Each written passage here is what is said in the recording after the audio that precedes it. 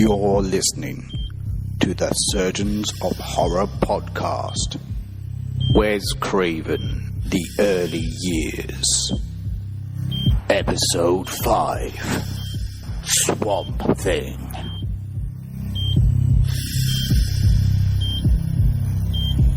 Hello, welcome to the 5th installment of the Surgeons of Horror podcast. Its purpose is to look into the horror films, dissecting them one screen legend at a time. Our first horror legend and focus for the upcoming seasons will be director, writer, producer Wes Craven, who sadly passed away last year and gave us, the team at Surgeons of Horror podcast, the impetus to gather ourselves together and look back at his career and the impact he had on the horror film genre.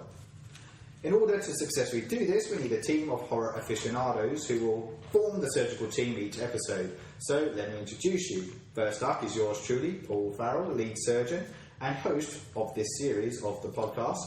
I'm a self-confessed horror freak who grew up drawn to the dark work of the silver screen and threw myself into the arena, absorbing as much of the genre as possible with relish and glee. Joining me is Chief Surgical Technician Anthony Yee. I thought it was anaesthetist. Well, you can be that, but this is just you and I this week. So, yeah, it is. You know, I need a Chief Surgical Technician. I know anaesthetist. Can I promote you? Yeah. Yeah, cool. Thank you very much. Anthony Yee, who's going to kind of delve into the mix and offer his points of view with the film in question. Chose you for this because you're a fan of the comic genre. Also, you know, with Marvel, DC kind of going gangbusters at the moment, yes, with a lot of plethora of stuff that's coming out there, but also like science fiction as well is definitely something that you own and have a lot of conversation and discussions around, of which this movie falls into the bracket, which I guess should lead me to say what the film is. So this is our fifth subject, and it's comic turned movie Swamp Thing, which was a DC created comic way back in the 70s, late 70s, I want to say. I had gone back, by the way, I know it's going off track, I had gone back and read the first issues of Swamp Thing. Oh, really? To prep for this, because I'm a nerd like that. Do you actually have the comics, or do you do it online? They're on my phone. Okay.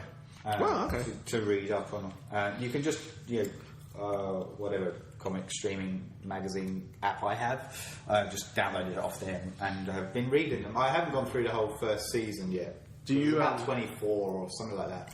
But I wanted to get a feel of, because where this film comes into like the canon of Swamp Thing, yes, is that there was a series made, did really well, and then the film would come along, and off the back of that, another series of Swamp Thing was made, and that was led by Alan Moore. Oh, okay. And that went gangbusters too. So there was a TV series before this. Then the movie. TV series didn't come until the 90s. Okay, right. So, okay. Yeah. I'm confused there. Okay, so no, comic series. Okay. Comic book. Oh, right. Comic book series, film, comic book series, TV series, comic book series. Wow. And at the moment, DC, in the DC universe, as far as I know, of all the stuff that they're doing, Swamp Thing hasn't featured as yet. As part of the plans. Yeah. I don't know whether if there's plans to, but they've just released, early this year, 2016, they've just released a new series of comic books, which I subscribe to as well, to keep on tabs, by the original writer of the first series. So, off the back of that, does that mean that there's plans to try and reawaken Swamp Thing and get something going to potentially go with an idea? I don't know, I'm pulling... I reckon tactically they would look at all the properties, yeah, do that because it costs them nothing, to see if there's any interest. Yeah, that's right. Yeah, exactly. So we'll just out of curiosity, for the music for this, are you playing Swamp Thing? The banjo thing? From the grid. Yeah. Because I just don't want to stop you because you have to pay for it. But no, because I have to pay for it. I'll just get you doing it. Yeah. All right. So, Swamp Thing, we're going to talk about the movie. This was the fifth movie that Wes Craven took charge of in the director's chair. But before we get to him and what he added to it, we'll do what we normally do. We'll talk through the journey, so to speak, or plot or lack thereof in some cases. And for those that are new to the Surgeons of Horror, we kind of talk through the narrative of the film. We tend to go off tangent numerous occasions, and I try and kind of reel us back in on topic. And then we kind of start talking about the actors of the piece, the director, and any worthy moments that we want to discuss. So let's talk about the film, The Journey. It opens up on the swamplands, and there's a bit of a written intro. There's a helicopter flying overhead carrying Alice Cable, who is Adrienne Barbeau. Yay! Love her. Yeah, me too, I have to admit. We'll get onto that a bit later, though, shall we? Yeah. And there's another character called Charlie who seems to be... who know the ropes of the land, also comes across as a bit of a cocky git. We learn that the conditions have been tough in the swamplands, and there's a random guy that patrols the swamps down on ground, who's then ambushed by a group of men in camouflage gear. One of them is a guy called Ferret, who's played by David Hess, who we have seen in Last House on the Left. As the main villain of the piece. So he crops up again as another villain. In this case, a chap named Ferret. So this character Ferret walks up and he basically just floors the guy straight down. And the guy's wearing a badge. He's wearing a badge. That's right. Why is that? Because the guy? Which guy? The guy that gets floored? Yeah. Yeah, because he's part of this kind of patrol of... Well, there's a lab that's set up, essentially, and there's security that's patrolling it, and he's part of that group. Oh, security, but they wear badges. He looks like a cop. He does look like a cop. So straight off the bat, I was a bit confused about Yeah, he's not a cop. He's not a cop. No. Okay. He's part of the security, I guess, of this complex. Yeah. But Hess, Ferret, kind of walks up, knocks him down, and then he pulls out a snake out of his pants, and no, that's not an euphemism. He does too. And the snake bites the guy. That was a euphemism. That was that bit was, yeah. Cable and Charlie, who are, they kind of land in the chopper and then they go out on a tinny to the camp. When we get some insight into Cable's efficiency at this point, as she knows her way around the computer gear, we are also introduced to a guy called Ritter who has really dodgy British accent. Okay. He's got the sunnies on. Oh, yeah. Oh, I believe you. Yeah. Anyway, we're also introduced to a guy called Arcane because he's mentioned in conversation, and he is apparently a rival of sorts to the company that's funding the lab. And it's important to remember that. Cable is brought into the lab and introduced to Alec Holland and Linda. Her brother and sister. But we don't know that yet. Oh, sorry. I thought it was obvious. She presumes that they're a couple at this stage. She does. I think it's important to add, I'm going to go off track here for a second. I think it's important to add that in the comics, Alice Cable, played by Adrienne Barbeau in this, in the comics is Alex Cable, a guy. So they've switched up the gender role. I have that. And Linda Holland and Alec Holland are actually husband and wife. Ah. So there's something they definitely changed. I did not know that. Yeah. I knew that she was blonde. Sorry, say again? She's blonde in the comics. And she's always in a lingerie or nightie. Yes. In the swamp in a nightie. That was always the photos I saw as a kid. The comic book covers was this guy. And I thought it was like, before I knew, before I hit puberty, that this was some dude's weird fetish. Because that's all the covers seem to be, is this creature holding this woman in a nightgown who's blonde. Yeah. And all I could think is like, gosh, that must be slimy.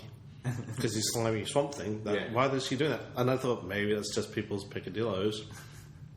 So before I knew what porn was, I thought it was just a weird kind of porn. Yeah. So it was a comic book I never read, like Dracula, because I was too scared. Yeah.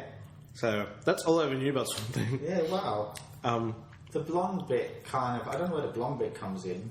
Like, because... Barbeau's an infamous, one of the most sexiest brunettes in... Yeah. There is no... Well, like, she's playing a male... In the comic book terms, that's a male character, and they turned it to female for this. The love interest... There is no real... Well, the wife is the love interest, but spoilers, she gets killed, and then... So he's just on his own, roaming around once he's Swamp Thing. Yeah. Doing what Swamp Thing does. Again, what the hell did he do? I didn't know, he just hung out in the swamp. No, he kind of... in the comics, like, he ends up being a bit like... I guess a bit similar to the Hulk in a sense. Right. Like he does wander around a bit, but he tries to do good. Right. but is misjudged because he's an animal beast kind of character. Yeah. You know. So interesting. But on the blonde thing, there was a sequel to this that was made too. Right. Return to Swamp Thing. Right. I haven't seen it, but I plan to then do a bit of a separate kind of that'll probably be a web post to talk about it. But the lead actress in that is Heather Locklear, who is definitely blonde. Yes. So I'm wondering if that's where it comes from. Yeah. But we'll know when I get to that. Yeah, sure. All right. So back to this. So Cable is taken into the lab, and she's introduced to Alec, Holland, and Linda. Cable and Holland go to investigate a sensor that's not working out in the swamplands. There's a bit of flirty on the boat. A guy on a clipboard. He's a sensor. Yeah. Or it could be the other one. With an S. Please get out of the swamp now. No, stay where you are. How many people in the swamp? It's just me! Anyway, yes. Electronic sensor is what he meant. Electronic sensor, yes. Right. And then, so they go out on this boat to check that out. There's a bit of flirty action that goes on. Which, considering she thought the blonde woman was her wife, makes her a slut. Yeah. Makes her a slut. I don't know. Holland uses a bit of chapel line around biology, which I thought was a bit crap. And he also, they then discover that the sensor has in fact been broken. When they go back to the camp, they discover an angry Ritter. That's the guy with the dodgy British accent. Mm-hmm. And Charlie mentions a guy called Ronnie, who they've lost contact with. I'm presuming Ronnie's the guy. They never really clarified. Yeah, from the opening bit. From the opening scene, yeah. It was never clear, but we presume. Yeah. And so we then hear an explosion coming from the lab. Everyone rushes in, and we discover that Linda has actually discovered that the organic formula is extremely volatile. She performs a demonstration. We discovered that Holland has been creating a plant with an animal nucleus, a cross-DNA pollination. Oh, okay. They conduct a small experiment, and we then learn that Linda and Holland are siblings, not husband and wife, as Cable had presumed. They're Jack White and the girl, the drummer, is Meg? Yeah. Because that was the biggest thing for them, that nobody knew if they were husband and wife, and they played up on that. Yeah. Well, they were husband and wife, though, weren't they? They weren't siblings. I thought they were siblings. Oh, God, see, that's still haven't got that clarified. Yeah. Oh, well, there you go. Holland discovers the formula that Linda threw on the floor has grown and manifested branches from the floorboards. Cable goes to tell Ritter, but they've been besieged. The camp, that is. And Ferret attacks Cable, but she makes a valiant attempt to defend the camp, including a nifty shot at a guy who was just kind of catapulted backwards when she shoots him. I don't know if you remember that. It was really extreme. Okay. I kind of went, oh. Interesting. Nice. She is, however, knocked out, and the army guys force their way into the camp. Ritter comes to the lab, pulls off a facial mask to reveal his true identity. That's right. Arcane. Okay. And that was played by the dude who's always the bad guy back in those sort of... Louis... something. Louis Vuitton. Louis Jourdan. Who, you're right, bad guy, an octopusy. Yes, he was the bad guy in Octopussy, yeah. Probably the one that... The smarmy... Yeah. And he does that a bit here too.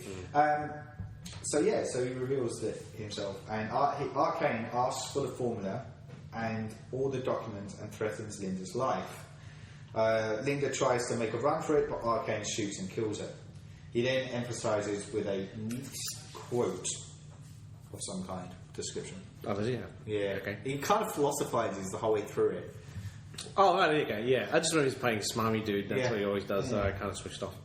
Yeah. Holland is knocked to the ground while he's carrying the formula, and an explosion occurs, and he is set on fire. He goes running into the swamp, and a series of further explosions occur. During the whole debacle, Cable manages to sneak one of the documents with her into a hiding spot, and then sneaks away. And there's an interesting moment where one of the henchmen, Bruno, places Linda's locket on a branch of a tree for no apparent reason. Oh, okay.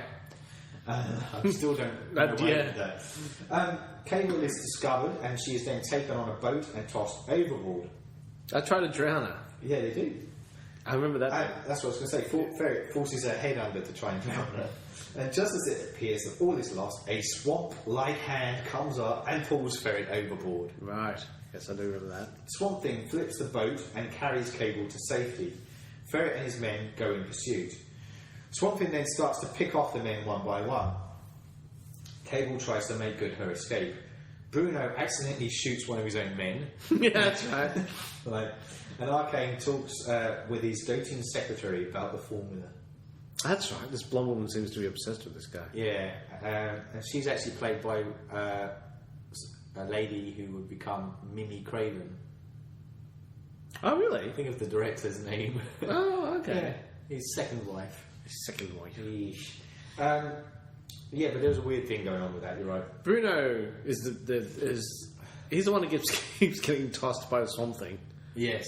Like there's like several action sequences where Swamp Thing attacks these guys. That's right. And Bruno waits for Swamp Thing to pick him up by the scruff of the neck and throw him. There's like 3 shots of that happening. Something that I will mention at this point is a good, I think, it's conjecture the right word, point to talk about it is that the swampland, you presume, when they're flying overhead at the beginning, looks really big, right? Mm. Huge space, and yet these people are roaming around on the swamps, and yet they still seem to find each other, which I find really very easily odd. Yeah, and I'm like, that wouldn't happen. Like, you'd be lost in the swamps. That's the whole point. It's like the shark and Jaws; it just keeps turning up. I know, that's true. But yeah, that's all he does. It was like the $6 Million Man, the way they did the angles. Whenever Steve Austin would throw something over his shoulder, that same sort of deal. But yeah, poor Bruno got tossed a lot. Poor Bruno, and more happens to him. Yes, I know. Later down the track. Arcane has talked about this formula, and that's when he discovers a notebook is missing. And Arcane also finds out about the Swamp Thing and that Cable is loose at this stage too. It's got a loose cable. He does. Hey. Cable finds an old petrol station manned by this kid, Jude. Yep. Annoying kid. Cable calls the agency and she's passed through to Ritter, a.k.a. Arcane. And she unwittingly lets him know that she has the book. And Arcane says he'll be right there with her. Turn the car around, he says. Turn the car around. Because was it a radio or did he have a mobile phone? I think it was a big mobile phone. Yeah, it's one of those big brick, like super bricks. Yeah. The goons arrive, and once again, Cable makes good her escape. Also, before that, yeah, did you notice the old Coke bottles? The way they had to open them with the bottle opener. Yeah. My very first memory of Coke was my dad doing that. Oh, really? He'd get a petrol station, bought me a Coke, a glass one, and popped it open on the can opener, which came with the Coke machine back then. There was an actual bottle opener is attached to the coin slot. You see it Back to the Future. Yes, it is Back. But I remember that was the first time I ever saw Coke. Yeah. And he did that for me. And my first thought was like, I hope I don't have to freaking do that every time I drink this thing. Because it's awesome, but that seems really complicated. Yeah. But then they came up with the screw top Coke, literally like a few days after that. Yeah. I was right on the cusp of that.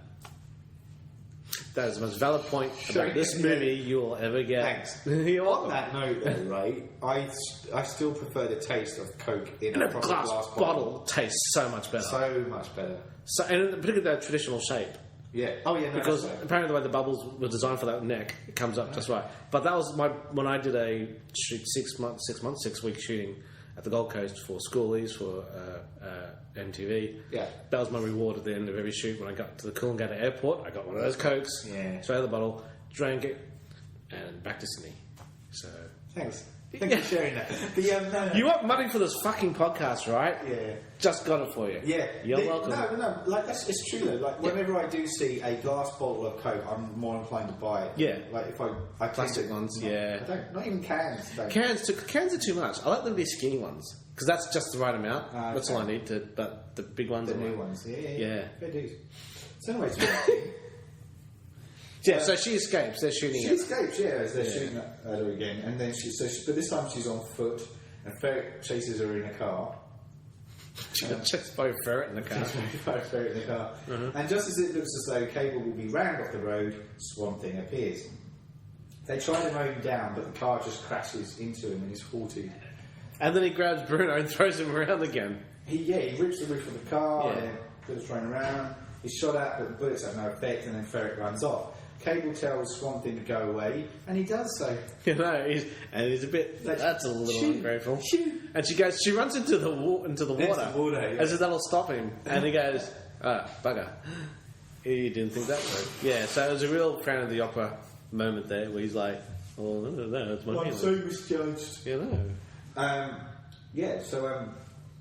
So then we go back to Jude. Oh yes, where Jude tells Cable that he has a cabin that they can go to. That sounds really sus. Yeah, that's right. Yeah, but it's innocent. And then Arcane tells the goons that they must actually capture Swamp Thing. Not kill him. I want you to seize him, or something like that. Well, it's so fair. So then Swamp Thing then returns to the lab, and Cable does too. And here she sees a softer side to him. She observes him. She observes him from crying, and he can't hold the beakers to try and make a nice way to cure himself. Yeah. Cable finds the document that she had hidden earlier and then makes her leave. The goons try to capture Swamp Thing, but despite all the shooting and guards, it's useless, and they fail in their attempt. Cable decides to split up from Jude, handing him the notebook, and tells him to get it to safety. As she goes walking off, the boat floats by with Jude's body facing down. Doesn't look good. Yeah. He gets killed. Cable is then captured. Swamp Thing, though, discovers Jude and heals him. Oh, so it brings him back to life, doesn't he? Yeah. And the kid says something like, there goes neighbourhood, or something weird. There goes a neighbourhood. Yeah, some weird, stupid line. Anyway. And Jude gives him the notebook. Ferret tries it on with Cable. This is on another boat. And she gives him a swift kick in the nuts, and he jumps overboard she jumps overboard to swim to safety. Ferret follows her, and just as he catches up to her, Swamp Thing intervenes. Ferret cuts off Swamp Thing's arm with a machete, and that actually happens in the comics. Not by Ferret, but Swamp Thing gets his arm cut off. And then Swamp Thing, in return, crushes his head. So, can I cut off your arm, but in return I got to crush it? Yeah, it's only, quick pro quo. Cable faints. Yes. Seeing this happen. In the next scene between Cable and Swamp Thing, where she finally realises that Swamp Thing is Alec Holland, she says, "Does it hurt?" And he says, "Only when I laugh." And it's just like that. That's gold. There. And she says, "Isn't it a dream?" "Everything's a dream when you're alive." I had to pull those quotes out. At this point, I was like, "Oh my God." And this is then followed by a dream-esque scene of Cable bathing nude in that's while Swamp Thing looks on. Yes, and you got to see her. Did you get to see boob? Yeah, man. And I just noticed. I mean, one thing I was like, I noticed how curvy she was. She was quite healthy, which is great. Different. It stood out because these days there's there's standards of beauty. But yeah, it was a bit like, I remember that Adrienne Barbeau was another soft core, but she really pushed the boundaries of it in horror. Yeah. She played up to that femme fatale. I don't remember reading an interview that she just saw boobs are boobs. She's one of those people that didn't think it was a big deal. No, I know. There's look it up, folks. There's plenty of images of her. Yeah, there are nude. She's awesome. For me, that was the crowning glory of this film. Do you think Wes pushed for that, or the studio said you got to do that? Wes went, no, I don't know. It'd be interesting to. Well, we can't. I could see Adrienne going whatever. But for me, Adrienne Barbeau was the calm to kind of films. Escape from New York, Grey Town. The Fog. So in my book, to me, she was the pinnacle of pin-up. Yeah, totally. As a kid, and watching this film, I'm being a boy right now. Yeah, completely. Straight up. Yeah. Like very kind of. But for me, I was like, "Yep, boobs, birds." And it was great.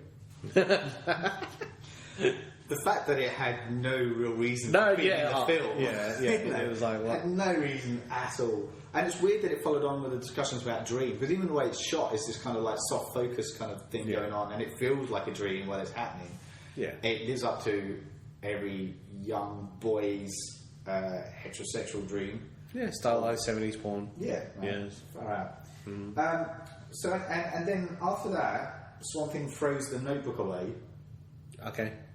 The one they've been trying to find. And after her skinny dip, Cable then goes looking for Swamp Thing, but is captured by Arcane's goons.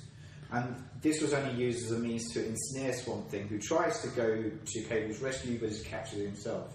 Instead...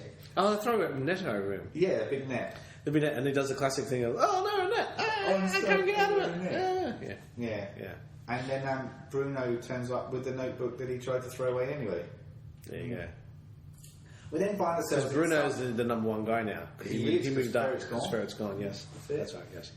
We then find ourselves in some kind of harem. Like, there's a weird... mansion, nude women dancing around, lots of That's smoke. right, it's an Eyes Wide Shut moment. Yeah. Where he's having an orgy for his friends. Yeah. And they're part of some sort of sex...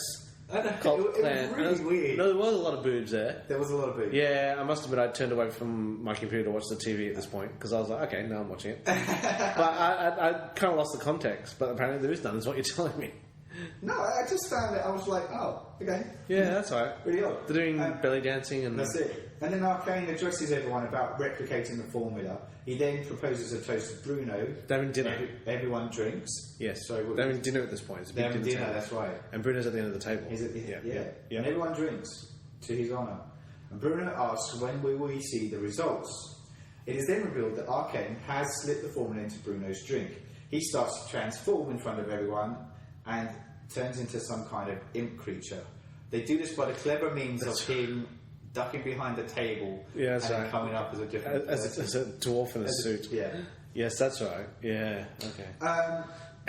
Arcane pays Swamp Thing a visit in the dungeon. Bruno is brought into the cell, and Arcane wants to know why the formula didn't work as well on Bruno, and uses Cable as a means to prizing the truth from Swamp Thing. Swamp Thing reveals that the formula simply enhances the essence of people. This gets Arcane wondering about what effect this formula would have on him. Arcane pours the formula himself, takes a drink, believing that it will transform him into the ultimate form of perfection. Meanwhile, back in the dungeon, Cable encourages Swamp Thing to reach for the light. As he does so, his arm grows back. That's right. So he did this happen in the comics too. Yes. Spoiler alert, he did this before Deadpool. He did it? Yeah, he did. Mm-hmm. Deadpool, you know. Yes. So what happens? His arm goes back, which is a bit dash pain, and then at the same time upstairs, Arcane is transforming into some kind of beast. Mm-hmm. It's like this is where it gets really like you can tell that they didn't have a lot of budget by this. Like if you didn't know, they didn't have budget. He's a rat. Basically, he's what's the Hulk's nemesis? It's like Berserker or something. Tim Roth. Tim Roth's character is an actual creature in the comics. That's right. It's something's Hulk to Tim Roth's something. In the comics, Arcane is the villain that keeps coming back. Right. And he's striving for immortality, is what he's searching for. Right. And he sees it in the form of Swamp Thing because he's this beast that just can't be destroyed. You know? Mm-hmm. And he's willing to push himself to do that. So he's the character, hence why in this movie he's the go-to person to have as the nemesis, because it's the main nemesis in the comics. Mm-hmm. So he's transforming in various forms of really shit costumes. Basically, Swamp Thing frees himself from the chains. Bruno shows him a way out of the world. Because Bruno's a good guy now. Or Bruno's on his side. Because Bruno's been transformed into a creature that looks a bit like he should be on the island of Dr. Moreau. Yes, that's true. He's been betrayed by his boss. That's Yep. And so he shows him a way out through the well, which leads back to the swamp. Underground well. Underground, that's right. Cable and Swamp Thing make good their escape, but are soon pursued by the beast Arcane. A fight between Arcane and Swamp Thing breaks out. Arcane stabs Cable with a sword, which just pisses Swamp Thing off, and he beats the living shit out of Arcane. Swamp Thing heals Cable's wounds and revives her just as Arcane comes back for his final attack. Swamp Thing goes medieval and slices Arcane down with a sword, leaving him for dead. Swamp Thing goes back to Cable, who is now completely healed. Swamp Thing tells her that it's all over, and he walks into the swamplands. Just then, Jude reappears. Yeah, healed Jude. Healed Jude. Mm-hmm. Don't let me down. And they watch Swamp Thing walk away, at which point Jude says, "He'll be back though, right?" Cable looks at him, looks off at the distance, close credits. Don't count on a kid. It's a shit film. So your thoughts is that it's a shit film? Yeah, I mean, I was getting a completely different vibe from you. No, it's. I don't know if I'm distracted by the boobs though. It's. Yeah. Well, don't get me wrong. I don't think it was a great movie by any stretch. I liked watching it from the point of view that it was early comic book turned film. Mm-hmm. You could relate it quite easily to the early Spider-Man, Flash kind of stuff that was happening in the 80s. Even Hulk, for that matter, as we mentioned before, with Lou Ferrigno? Yeah. That kind of area. Because that's what we're looking at. Yeah, that's sort of standard. Yeah, it's all this kind of stuff. So I found it interesting as that kind of journey is concerned. And having read the comics, I wanted to get an understanding of that too. And I can see how things linked up. But look, I'm not going to say it's a brilliant movie by any stretch, no. I mean, as a story or something, comic book story, what do you think of it overall? I found it a bit weak in that respect. Yeah. I really liked the first two episodes were kind of interesting. Comic issues were interesting because the first one really is about how you got brother and sister in the middle of nowhere, not brother and sister, husband and wife in the middle of nowhere, and there's like a load of goons and it all kicks off. Disaster, lad blows up and he gets transformed into a Swamp Thing. So as a birth story, it's kind of very typical of comic books as far as that's concerned. And then the introduction of Arcane was interesting, the second issue, because he's this really old, withering guy whose body's frail, and he's searching, as I said earlier, for immortality. Sees it in the Swamp Thing, and he's been creating these creatures. So he's a bit like the Dr. Moreau kind of figure in that he's been trying to do this thing and create these creatures. So look, it's interesting. It is interesting to see that development, but I haven't read the Alan Moore ones because I want to try and go through them in order now that I'm attached to the series.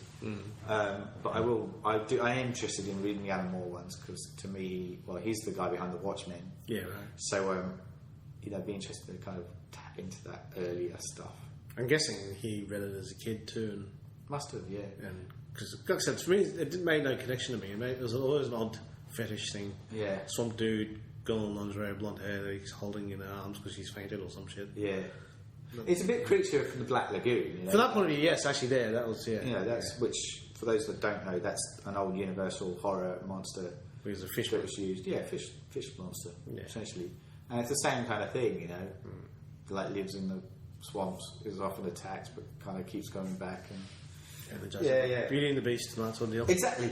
All right, let's talk about the characters of the piece and the actors that they that portrayed the characters. Straight off the bat, Adrienne Barbeau playing Alice Cable. She would Sex Kitten in JC, as in not Jesus Christ. Jesus Christ. John Carpenter's Someone's Watching Me. She played Stevie Wayne in The Fog. Played Maggie in Escape from New York.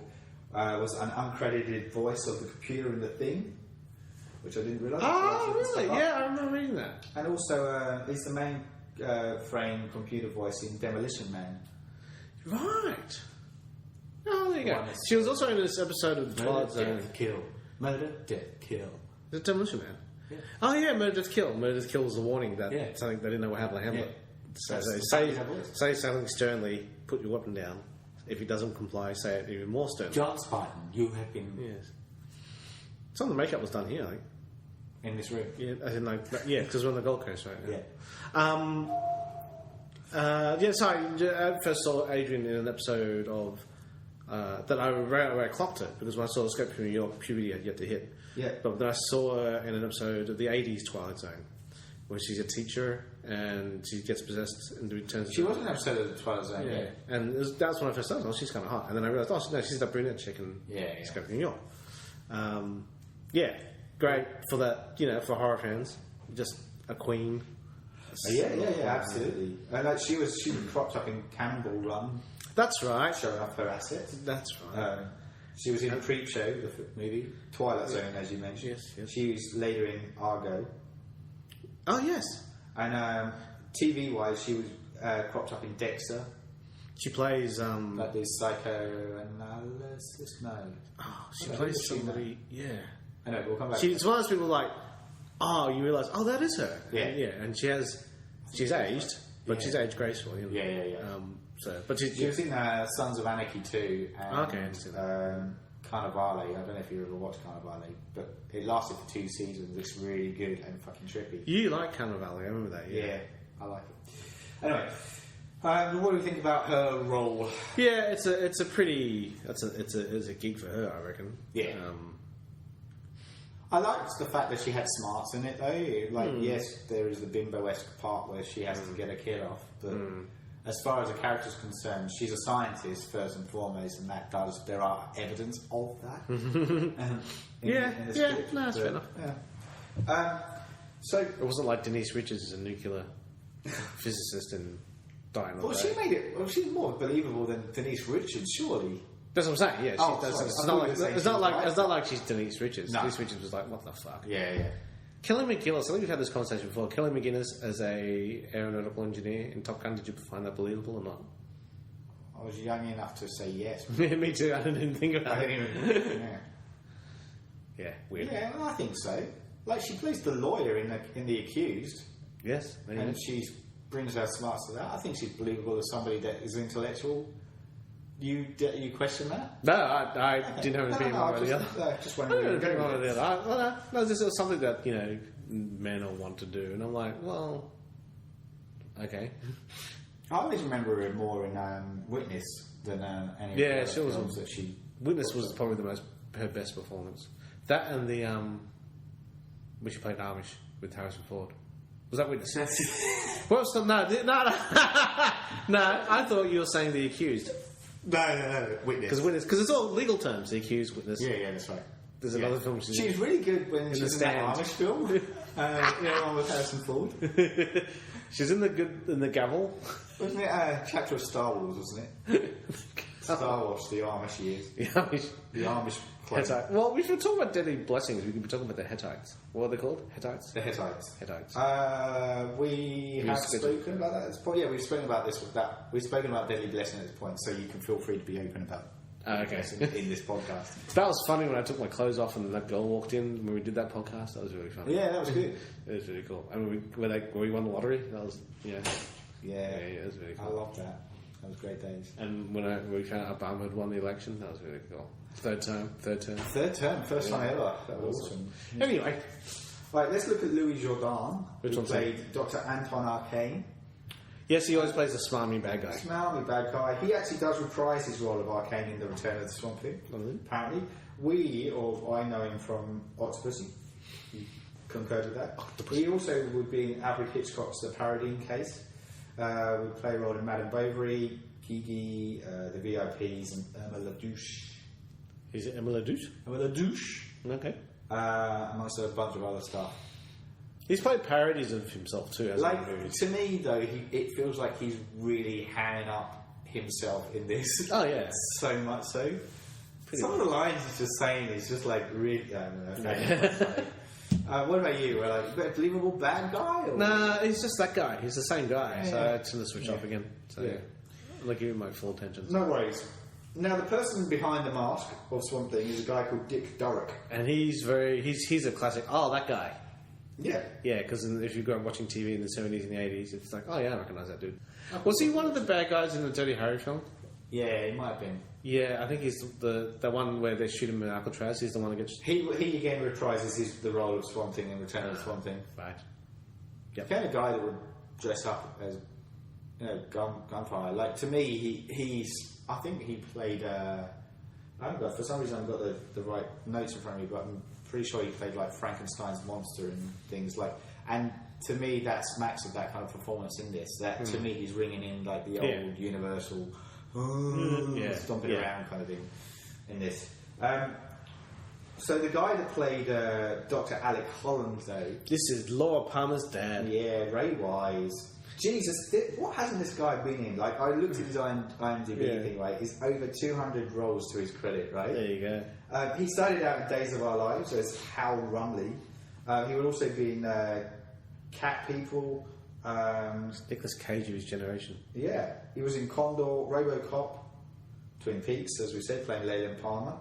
Bob Roberts, Rising Sun, Powder, Jeepers Creepers 2, Good Night and Good Luck, X-Men First Class, and Swamp Thing, the TV series. He cropped up playing a role called Guthrie. What was he in X-Men First Class? Was he the head of the CIA? Yeah, I think so. I did write this down and I haven't got it in front of me.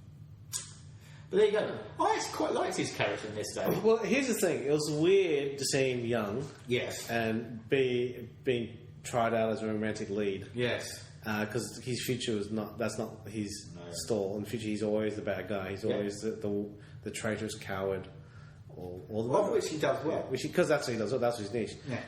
Nowadays, he's the rich CEO billionaire who's doing something quite illegal. Yeah. But seeing him as a romantic lead, and I was like, okay. Right, and like any actor, really, there's some semblance of good lookingness. Yeah. Oh, okay, cool. So, yeah, it's just weird, I guess. Yeah, he's a Hulk transformation, so he's Ruffalo to the CGI Hulk, whereas, so there was a different actor playing the thing. So, the interesting is, so from his point of view, it's not like he could, like with Ruffalo, at least he was the Hulk because they mapped his face and. So all the screaming, the yelling, and that's right.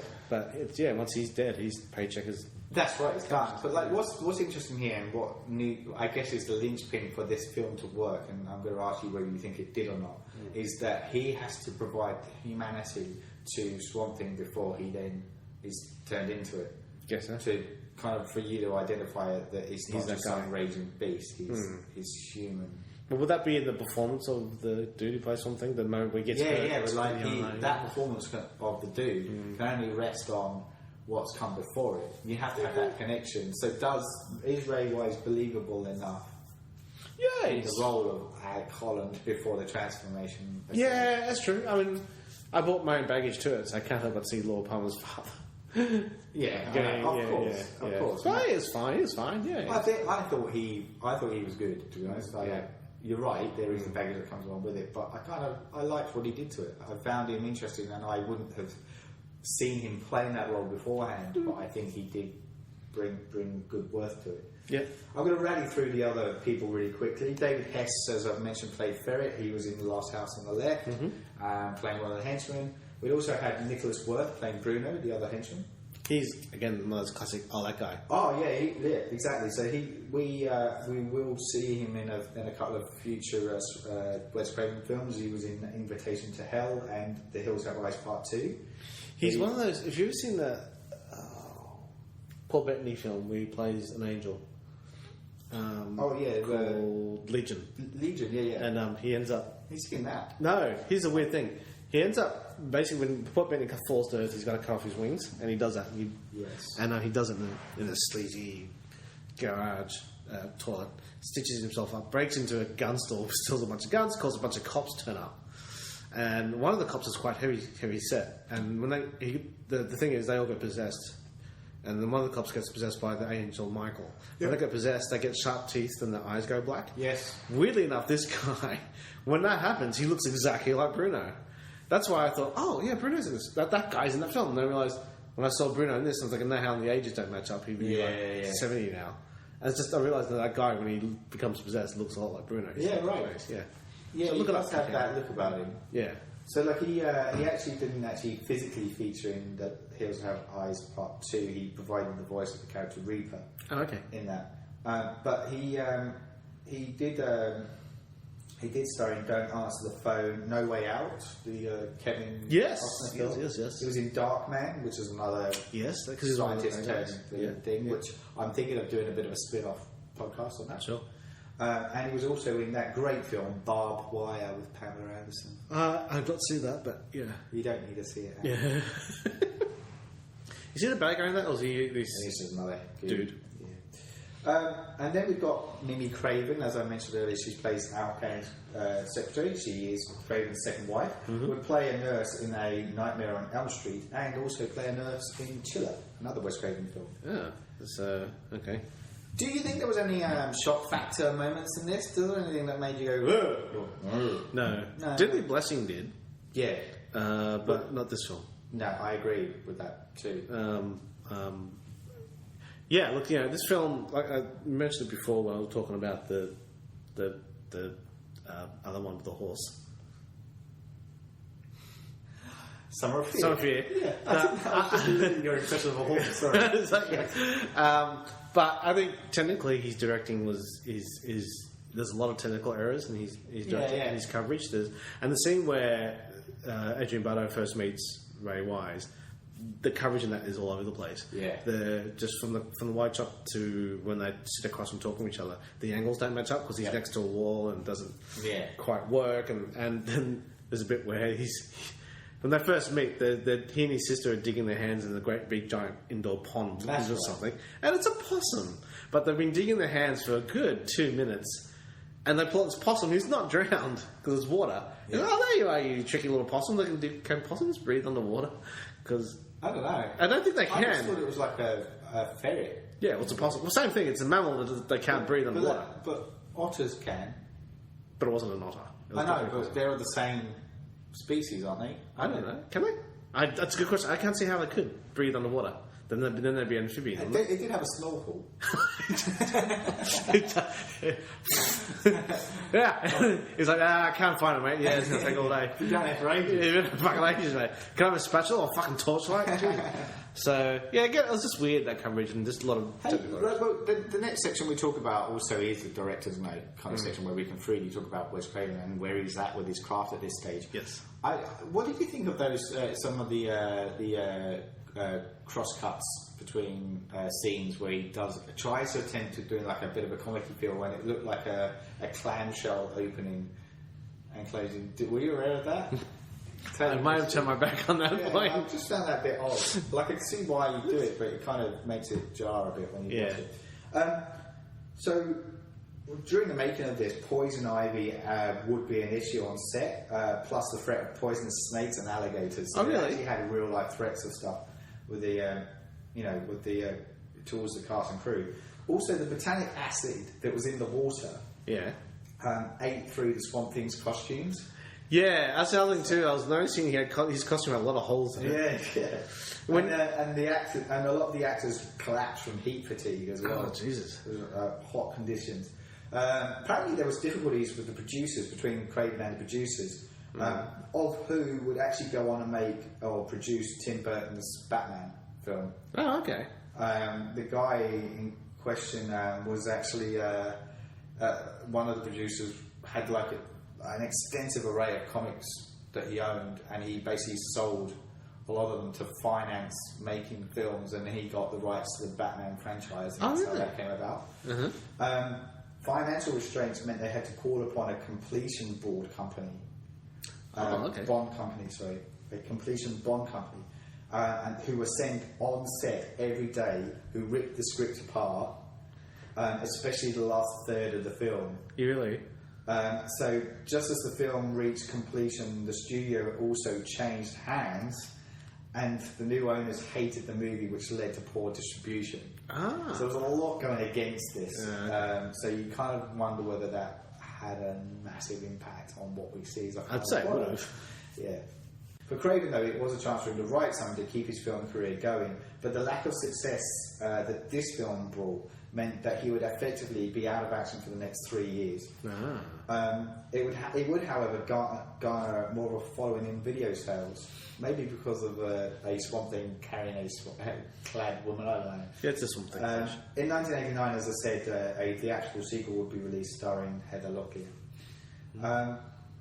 Is there anything else you want to add to Craven's contribution? I just thought it was poorly technically directed. Having heard all that, I don't, shit happens. Yeah. I've been reading about The Hobbit lately, and just how much Peter Jackson was fucked on that film from day one. Because everybody hosed into The Hobbit. I didn't know that. I haven't watched it. Yeah, everybody hates it. I honestly don't think it's that much different from Lord of the Rings. Lord of the Rings is definitely better. Yeah. Don't get me wrong, but it's fine. It's totally fine. And the thing is, he was making shit up pretty much every day. Yeah. Because he had Del Toro got fired, and Del Toro had a year and a half, 2 years pre-production on it, and part of the reason why they fired him is that his vision of it wasn't workable. Yeah. From what I can gather. So they had, and plus Peter Jackson says, if you're directing, this has got to be your vision. He goes, well, I want to change a few things. You don't have time. So he had to sort of go with it on the fly. And a film that huge, that's nuts. And so, it was 21-hour days every day on set.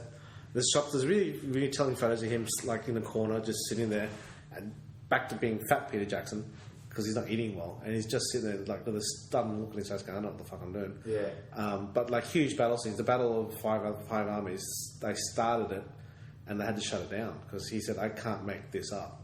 Yeah. And it was they've got this filming bit of the crew, because all the actors, the actors, crew, literally, it was a bittersweet moment for them because they were working under the pump, but they were psyched to do it, and then they were told, "Go home for Christmas. We'll see you in the new year," because Peter doesn't know what's going on. So, and you can see the actors being a bit bummed out about that. Wow. But like a film that scale, I didn't know that. To be that indie, like it's really funny. But he would, literally say, like he'd have to take 2-hour lunches, saying, "Because I need to go back and start drawing storyboards, so I know what I'm doing," for a lot of complicated scenes. So it made me go, well, respect to you, because it's not a shambles. Like if you look at it and go, the story's still told. And in fact, it's told really well. So from that point of view, if I had known that was going on behind the scenes, Wes Craven still did a shit job. No, but that's why I leave these things to the end, because I want your actual reaction to it first before you reveal. But I thought this is what's been going on. You know? Yeah, I mean, I don't know. I mean, if Deadly Blessings came before this, Deadly Blessings to me was more a better directed film in terms of there are moments where I'm like, okay, you know what, I'm a bit tense here. It's a bit scary. Yeah, I agree. Whereas this one was like, what the hell is going on? I'm not engaged. The guy's costume, you could see the seams in the hands, which is with any... the costumes were terrible. But then I wonder whether we're judging that from a modern audience. Yeah, true. I think it would be interesting to see how they would do this now. Yeah, it'll all be CG. The new Star Wars film, you see Chewbacca's hands, which to me looked like a rubber glove hand with fur on it. So I was like, oh, that's interesting that they actually revealed that he has fingers. It's a bit weird. But the big thing for me is guns. These days, even today, if you see like a fake gun, like a laser gun, there's usually a seam that goes all the way down the middle because they're moulded. Yeah. And even like guns which are replicas are the same. And every time I see them, it takes me right out of the picture. Yeah. Because and I've seen them in big budget films and the director doesn't think or care about that, but I do, and it looks plastic now. And so I see that a lot in costuming and props and stuff. I know you pick that stuff up. Yeah, well, that's my. But he's costuming. Well, you look at Star Trek. The third season of Star Trek, there are holes in the uniform. There's a couple of shots I remember Kirk in close up, and there's a hole in his shoulder. Yeah, and I can't take my eye off it. Like, somebody stitch that up, dude. Anyway. Yeah. Cool. No, all good points. All right, so final verdict. What did you think?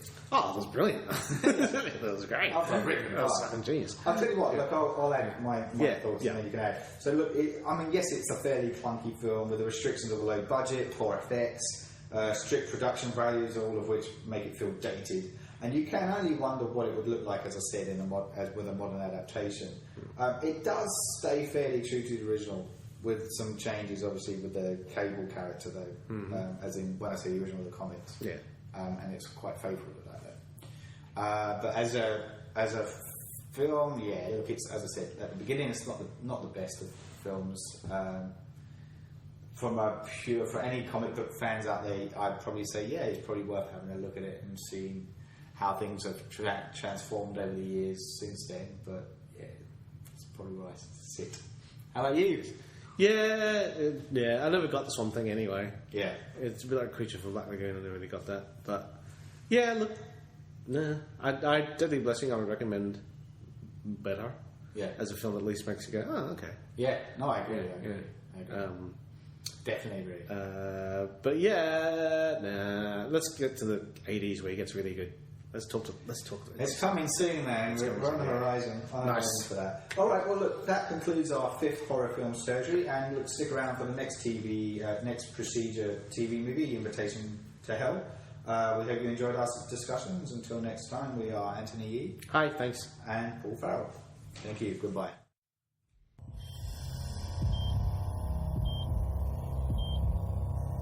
You're listening to the Surgeons of Horror podcast. Wes Craven, The Early Years.